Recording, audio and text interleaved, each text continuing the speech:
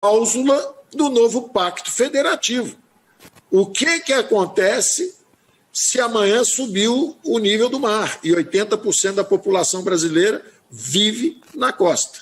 E nós vamos ver milhões de brasileiros fugindo para as montanhas, em São Paulo, tentando subir de Santos para a cidade de São Paulo, no Rio, cariocas, niteroenses, todo mundo tentando subir para Petrópolis, Teresópolis, milhões de pessoas, estradas engarrafadas. Como é que vai ser isso se houver um desastre ambiental? Como é que vai ser isso se houver uma calamidade, um Covid-26? Como é que nós vamos enfrentar isso? Então, nós temos que ter uma cláusula de calamidade pública, justamente que crie esse sistema de exceção para episódios onde precisemos preservar a vida e empregos de brasileiros. Mas nós não podemos, covardemente, por desfaçatez, por omissão de enfrentar os verdadeiros problemas brasileiros com orçamento, porque nós temos uma história longa de problemas orçamentários.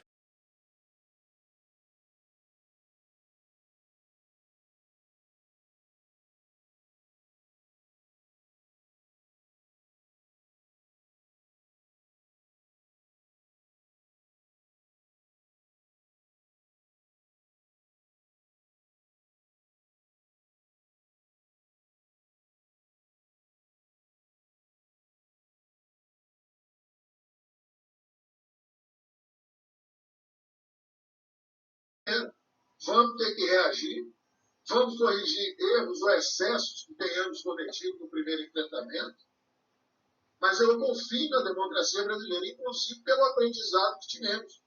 É evidente que essas condições particularíssimas de pandemia que nós enfrentamos juntos, isso tem que ser uma cláusula do novo pacto federativo.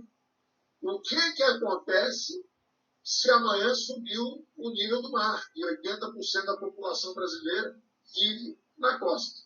E nós vamos ver milhões de brasileiros fugindo para as montanhas, em São Paulo, tentando subir de Santos para a cidade de São Paulo, no Rio, subir para Petrópolis, Teresópolis, milhões de pessoas, estradas engarrafadas.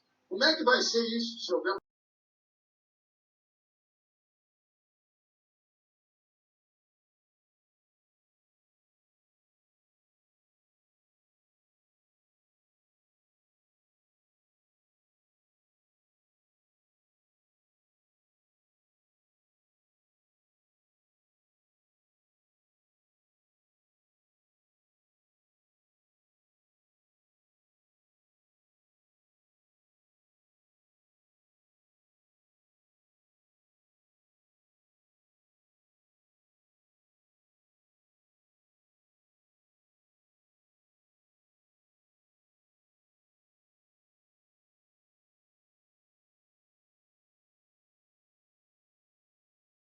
porque, simplesmente, não há mais tempo hábil para esperar a boa vontade do Congresso Nacional, e, inclusive o STF, para que estes decidam alguma coisa, realmente em favor da vida do povo brasileiro.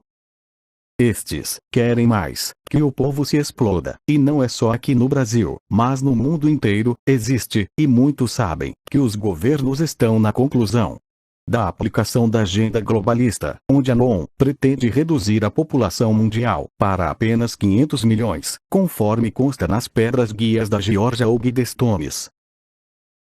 Sim, 500 milhões de habitantes no mundo, apenas. Hoje, somos 7 bilhões e 500 milhões de habitantes.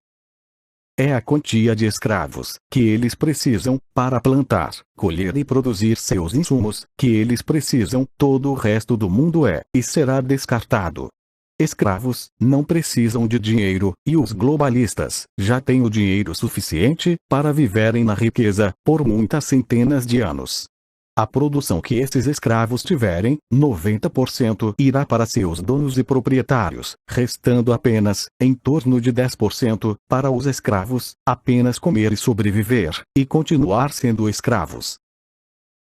E você, que está lendo ou ouvindo isto, se acha importante, defendendo a causa globalista, a esquerda, o Islã, e acha que será poupado Você foi devidamente doutrinado, ao longo de décadas, para se tornar um bom gado, que vai para o matadouro, sorrindo, achando que está sendo encaminhado para o paraíso. Mas a mídia, a televisão, os rádios, os jornais, ninguém fala sobre isto. É claro que não, pois todos pertencem aos globalistas, e recebem vultuosas fortunas, para manter a boca fechada, e mesmo que alguns saibam que serão descartados depois, sua ganância, seu egoísmo e egocentrismo, são maiores que o próprio cérebro, e querem viver na mordomia, enquanto tiverem tempo e dinheiro para isto.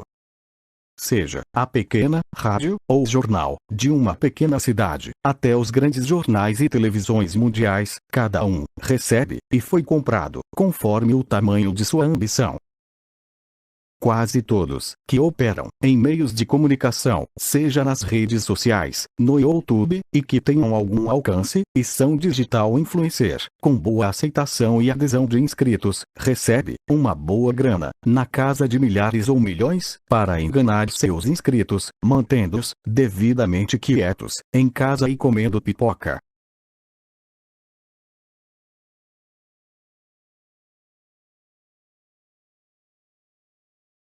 Comecem a observar o pôr do sol, todos os dias, ininterruptamente, a partir de fevereiro de 2021. É quando o sol está se pondo, pouco antes, e pouco tempo depois, não é uma hora depois. Não importa por quanto tempo, no futuro, a observação deve continuar, se é um mês, se é 2 meses, se é 6 meses, se é um ano ou mais. Se enxergarem algo próximo do sol, abram a boca e gritem aos 4 ventos sobre isto. Milhares ou milhões de vidas irão depender deste aviso, e que poderão ser salvas. Pois quando você enxergar, muitos já terão visto também, e muito provavelmente, alguns dias antes. Pois a janela que será aberta, será de poucos dias, e esta visualização, será o aviso de em torno 40 dias, antes das coisas começarem a acontecer de forma física, e com certeza, ninguém, nem mesmo Anon, e seus discípulos, vão gostar. Será alguma coisa, semelhante a isto, que foi visto no norte do Alasca, possivelmente nos dias de solstício de inverno, no hemisfério norte. Nos Estados Unidos, e alguns países da Europa e Ásia, alguns usuários estão relatando pequenas inserções nas televisões, quase imperceptíveis. É algo semelhante a este texto. Como mensagens, ou imagens sutis, em comerciais na TV, que dizem coisas, como algo grande está a chegar, ou mostram algo vindo do espaço sideral, como um asteroide. Quando soube desta imagem, já haviam se passado vários dias, e não tive condições de verificar sua veracidade, nem mesmo consegui encontrar algum banco de imagens, talvez não tenha procurado corretamente. O site existe, é só digitar os dados da imagem. ¿Verdad que no? Ahí está, Daniel. Mi mujer allá sentada en el banquito, usando el filtro de siempre, en el parque de la ciudad. A ver si se ve la torre. Es posible el video que vamos a hacer nuevo, vamos a hacerlo desde arriba de la torre para verlo mejor. Les vemos el sol, no se ve, colocamos el filtro. Y para los que no creen, le damos zoom y se ve claramente. Más claro que eso no se puede ver. Lo que se ve, esos 2 puntos que se mueven es el reflejo del sol, pero lo que es estático, lo que está al lado del sol, es claramente desnivel. Ponga como lo ponga, mueva como lo mueva, como dice la gente, que si no lo muevo es falso, pero es mentira. Realmente es increíble, Joan, increíble. La gente no lo cree, me dice que es mentira, que es un fake, pero mirá, le doy el zoom.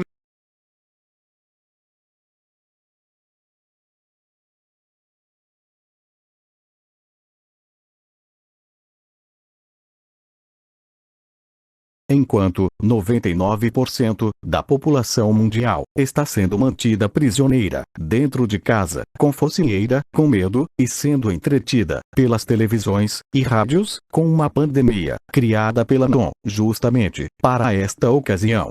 manter o povo gado sob domínio total, enquanto coisas acontecem nos céus, acima da cabeça de cada um, e outras coisas acontecem na terra, sem ninguém perceber.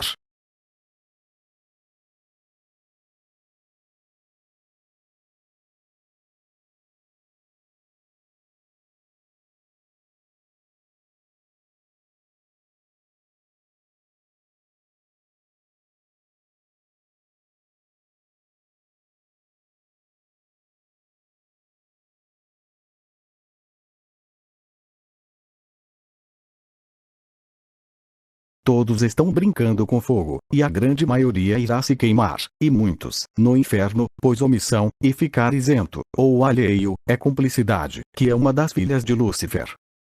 Nesta primeira imagem, o tamanho do Sol é reduzido pelos instrumentos, mas o que é captado é em seu tamanho real. Não estou prevendo o fim do mundo, e muito menos afirmando datas, estou apenas alertando para algo muito importante que está por vir, e que chegará de surpresa para muitos.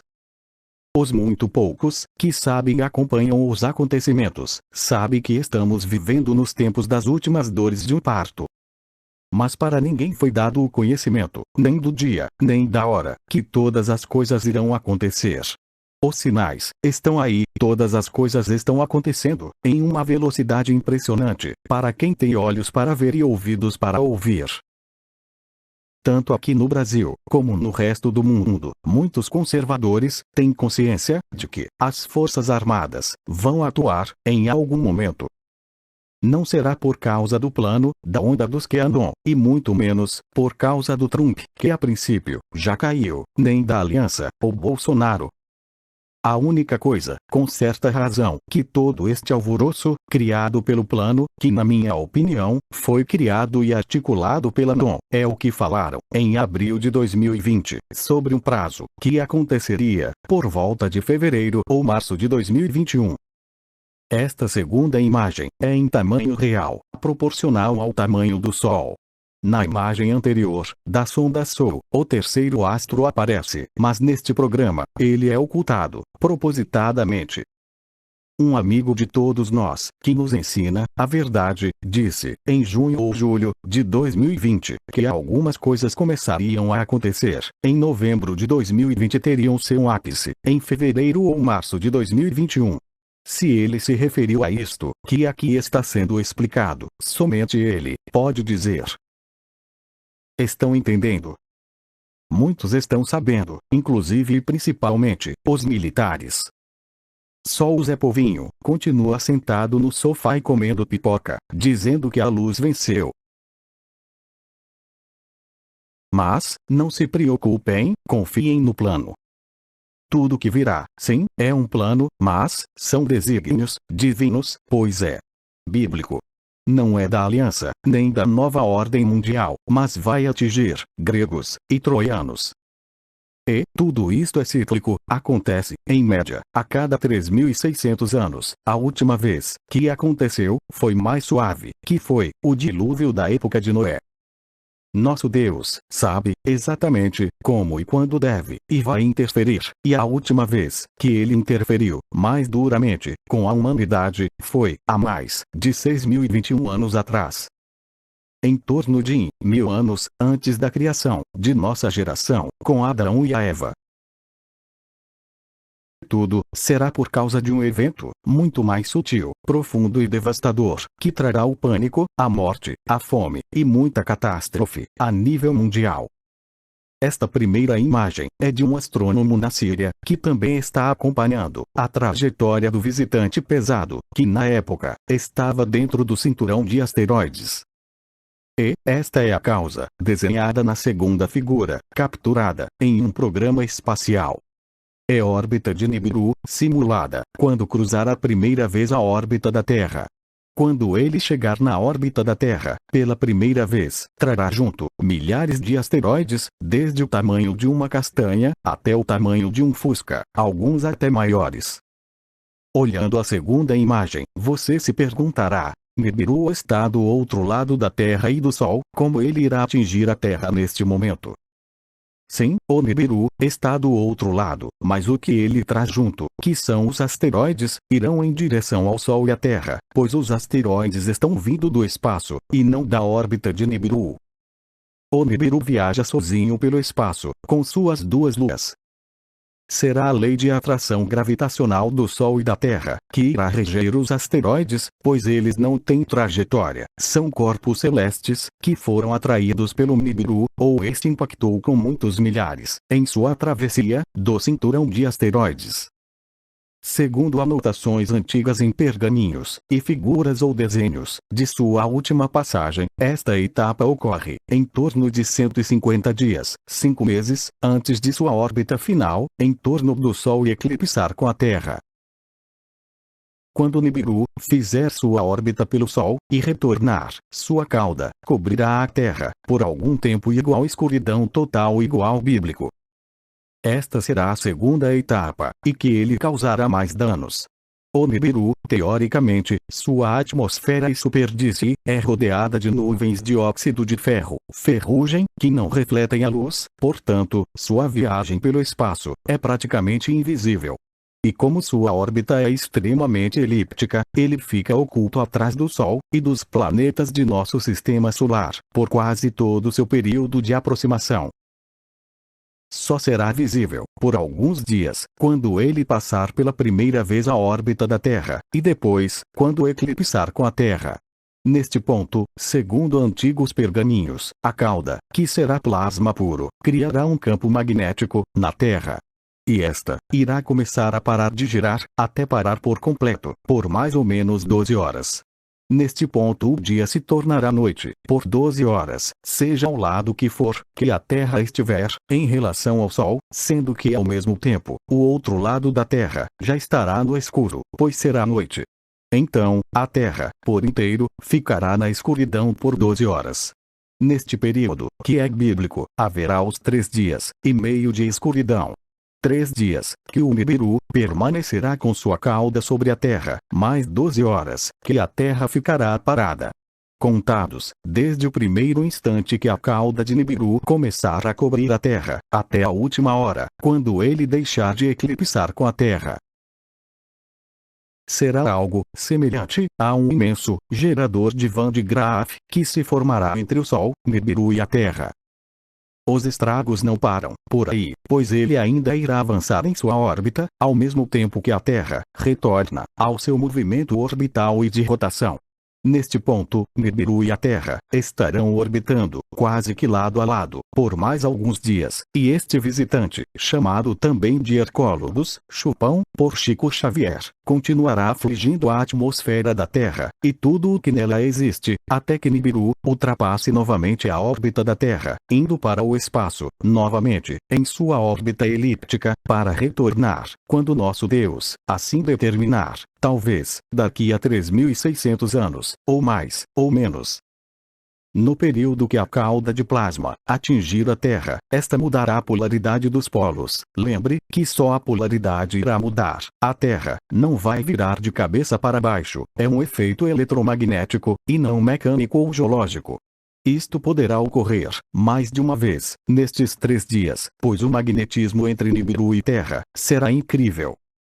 Neste período, pouco antes e pouco depois, nada que é elétrico ou eletrônico poderá estar ligado, e mesmo assim, muitos instrumentos e equipamentos, milhões, ficarão completamente inutilizados, pois todos funcionam através da frequência, que no caso da cauda de plasma, será na ordem de milhões de hertz, o que literalmente irá fritar ou pulverizar qualquer coisa que opere em alguma frequência.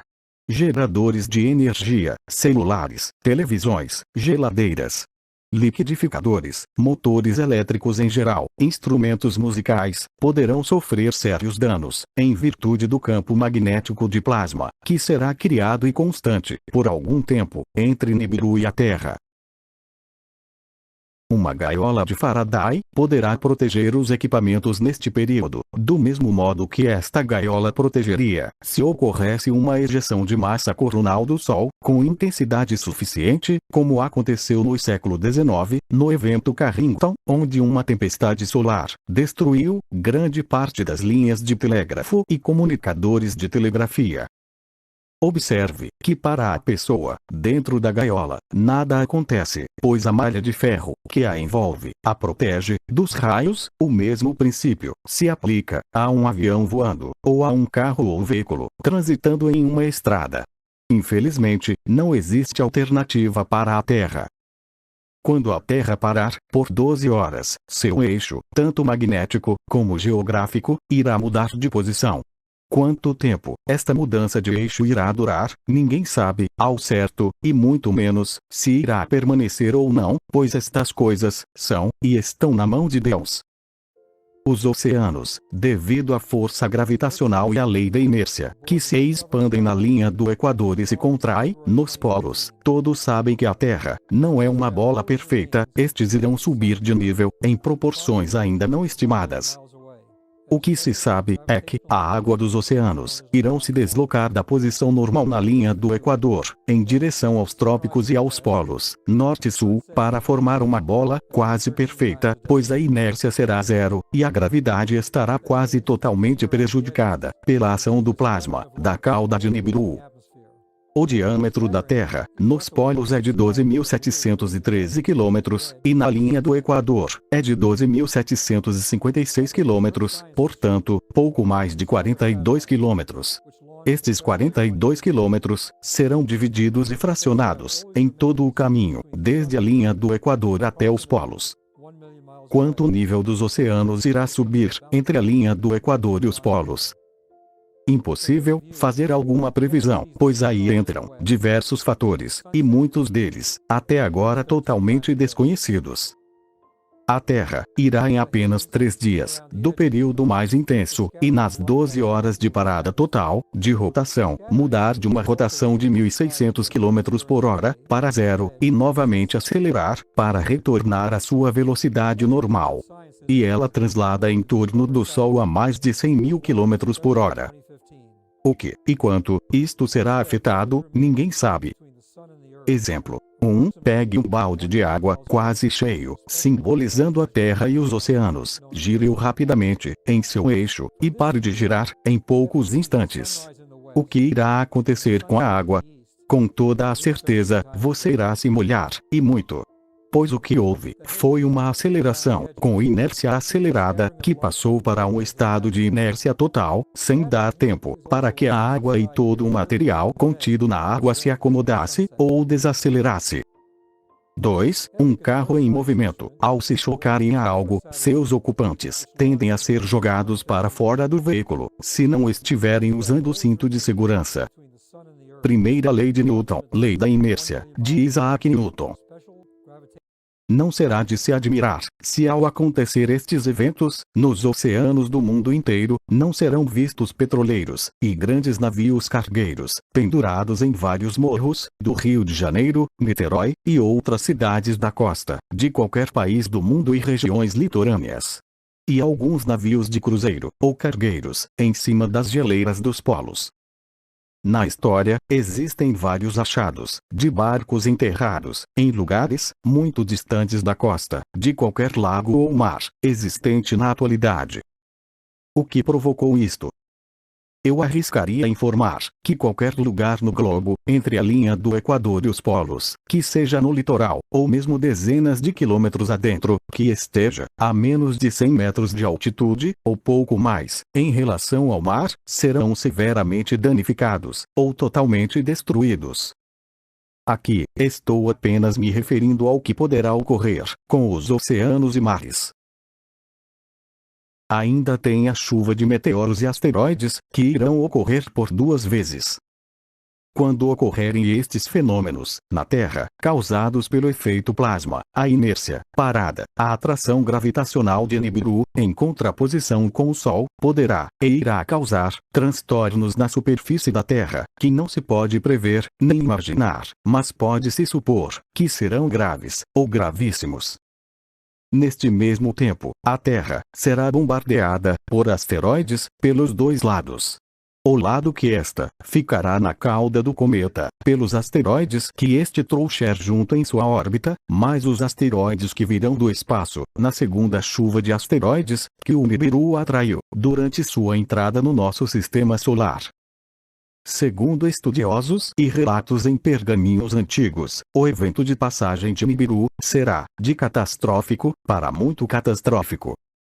Os terremotos, de magnitude maior que 5 graus, que estão ocorrendo desde outubro de 2020, denunciam a presença de algum corpo estranho ao nosso sistema solar, que está interferindo seriamente em toda a Terra. Agora, no mês de janeiro de 2021, que ainda não terminou, este já bateu todos os recordes anteriores de terremotos, acima de 5 graus. Desde o ano de 2000, o número de asteroides que orbitam a Terra tem aumentado significativamente e exponencialmente. Desde 2019, a quantidade de asteroides que são visíveis no céu do mundo todo tem aumentado, chegando a ter mais de 5 destes pequenos astros passando nos céus por dia, agora, em 2021, e que são visíveis, pois são vistos durante a noite e durante as horas do dia, mas quantos passam, ou são triturados, em sua entrada na atmosfera, que não são vistos, ou ouvidos, pois são em áreas remotas, nos oceanos, nas florestas, nos desertos. Ao mesmo tempo, estão ocorrendo diversos terremotos na Espanha, de magnitude entre 2,5 e 4,5, na região de Granada, Sevilha e Málaga, que a maioria não estão sendo plutados ou computados pela USGS, que é a agência oficial de relatos de terremotos no mundo. Agora, em final de janeiro de 2021, geólogos estão alertando para a possibilidade de um grande terremoto na Espanha, devido à quantidade preocupante de tremores que estão ocorrendo na região. Isto basicamente confirma a previsão de Carlos Munoz Ferrada, onde ele cita um triângulo de alta atividade sísmica entre os Balcãs, Espanha, Chile e Java, Bornéu, Indonésia. Teoricamente, Carlos Munoz Ferrada só se enganou um pouco quanto ao topo do triângulo, onde, em suas previsões, diz ser na região da Cordilheira de Pirineus, que separa a Península Ibérica do restante da Europa, mas a atividade sísmica preocupante está um pouco abaixo, quase no sul da Espanha, 1000 quilômetros abaixo. Mas, este pequeno engano não se deve levar em conta, pois o conjunto de previsões superam qualquer pequeno erro de localização. Todas as previsões deste astrônomo se cumpriram, exceto esta última, pois ainda não aconteceu.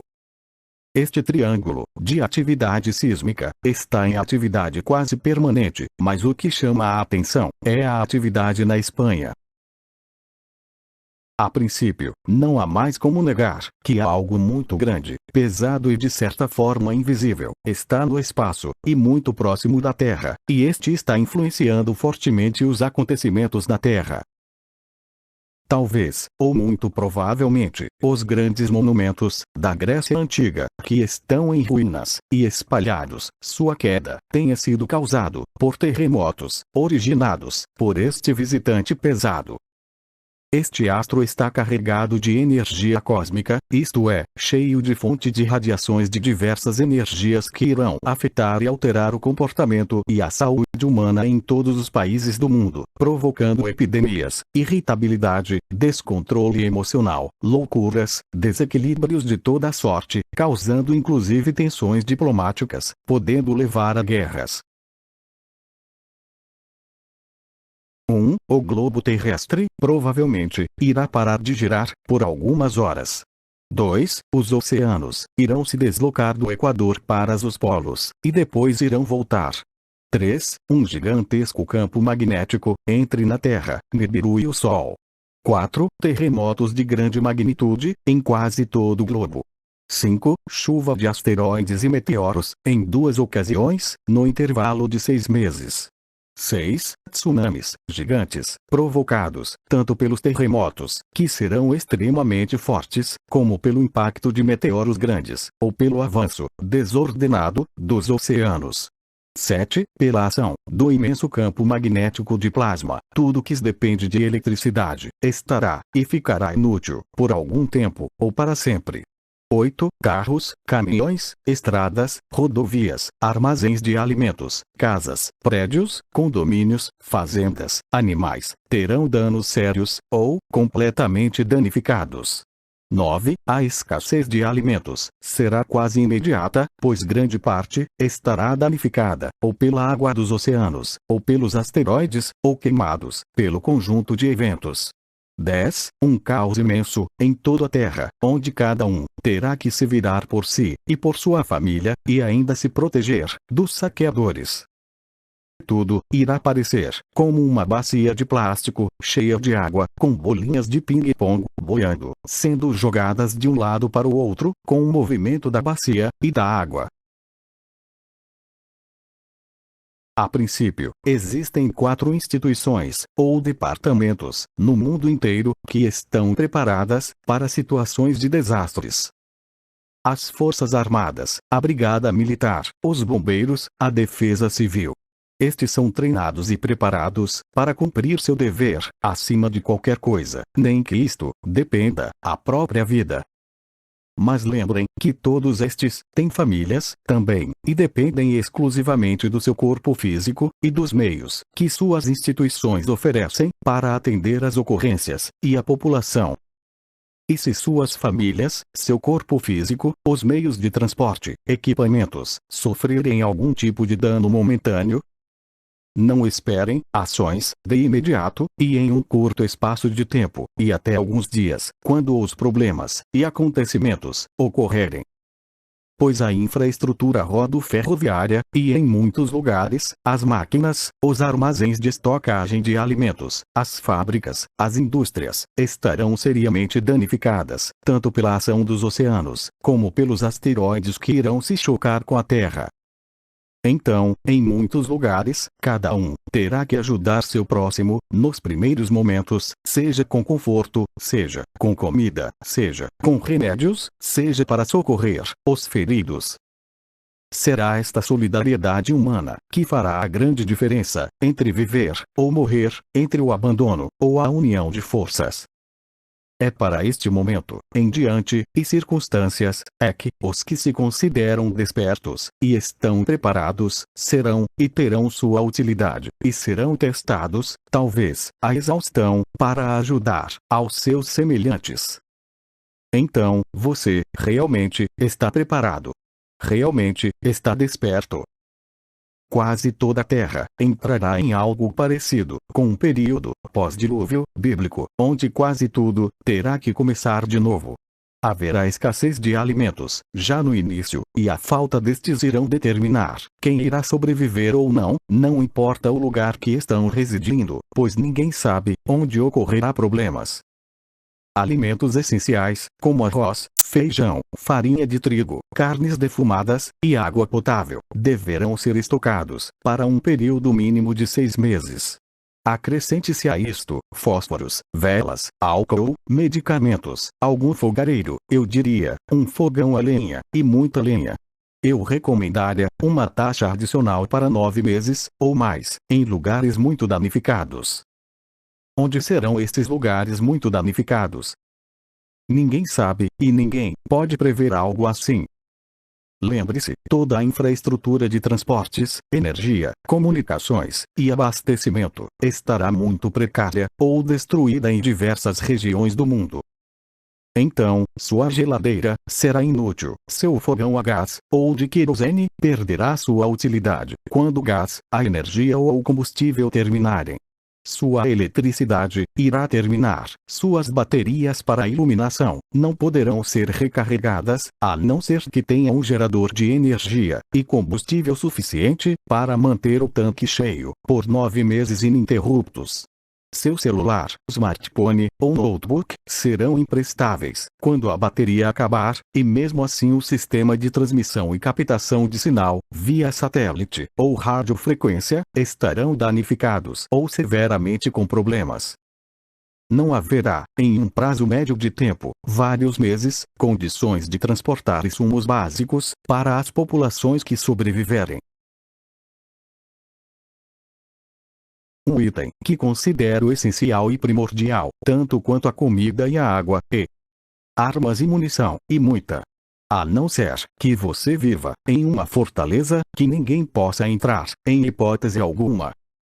pois, na falta de alimentos, qualquer ser vivo sai para caçar, e qualquer um, em qualquer lugar, seja na cidade ou no interior, será alvo dos saqueadores, e um saqueador com fome é mais perigoso que um ladrão comum, pois se estiver com fome, ele sabe que irá morrer, então, a escolha deste será apenas uma: sobreviver.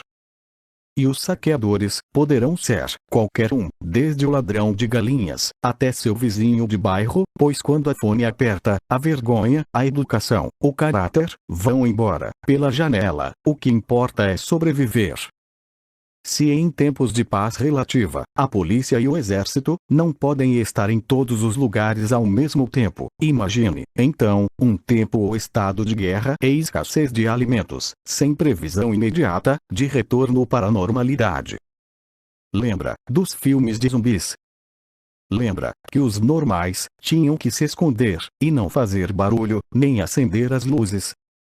Janelas e portas eram cobertas, para que ninguém de fora enxergasse algo dentro da casa. O cenário seria semelhante, mas com seres humanos, de carne e osso, e dispostos a tudo, por um prato de comida ou água. E estes pensam diferentemente dos zumbis.